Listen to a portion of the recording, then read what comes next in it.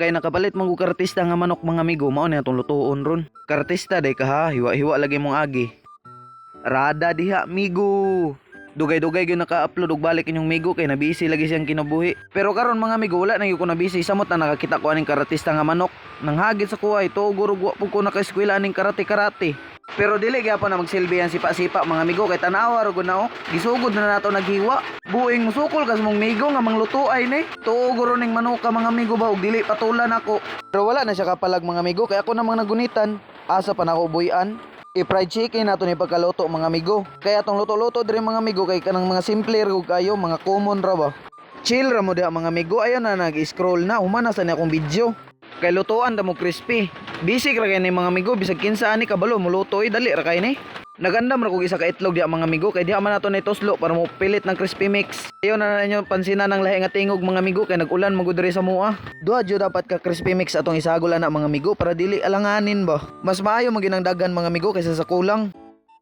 Ako na din ang gipaligid-ligid na akong gi-slice nga manok diha mga amigo sa crispy fry. Kay pag human ako paligid-ligid ani mga amigo, ako na din paliguan sa init kay nga mantika. Ayaw mo kabala ka mga amigo, ako nang gikinamot. Kay nahurot na nanto kong bagong pinalit nga safeguard sa sige na ug panghunaw mga amigo. Gitak-ang na din ako ning kinakusgan ako nga kalaha mga amigo. Maura jud din taon ni akong ginagamit permi kay isa ra man mong kalaha sa balay.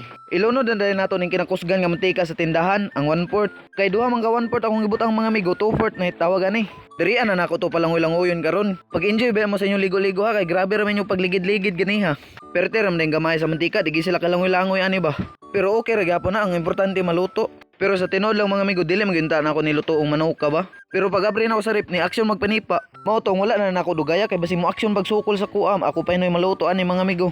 Mao pagay pagbutang gibali na dayon. Ayo na si dagag istorya diha kay mo na advantage ba sa kahoy mong gamiton sa pagluto-luto. Kay pwede ra kay nimo pakusgan ng kalayo mga amigo. Sugnuran lang na nimo daghang kayong kahoy, kusog na kay ng kalayo mga amigo. Gilipat rata mo sa akong istorya mga amigo, naluto na dayon na. Kay naabsan mo ko gabihan ni mga amigo, mao tong pagkaugma na lang ko nag-video sa pagkaon ako. Unya mga on dito ninyo mga amigo. Imuha ning isa Ayaw na mo pag-scroll down diha mga amigo. Wa na lang man ikaabot og isa ka minuto, humana na lang gud ninyo.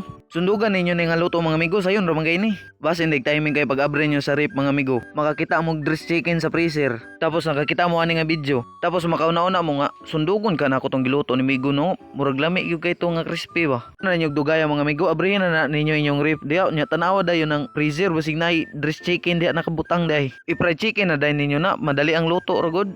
Nagkinamot ra ko diha mga amigo kay gana magug kay kaon basta magkinamot ra.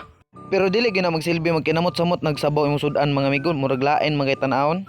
Ambot lang kanay mga amigo kung saan mo kay nindot lutuon sunod. Kanang makaya ron sa bulsa mga amigo ba kanang dili makabuslot. Nangahurot ra ba ning kabuslot akong mga brief mga amigo. Naay kapalit sudan pero wala kapalit brief. Pero okay ra magyapon ang mga amigo kay makabusog man. Unya, diri na lang kutob mga amigo. Me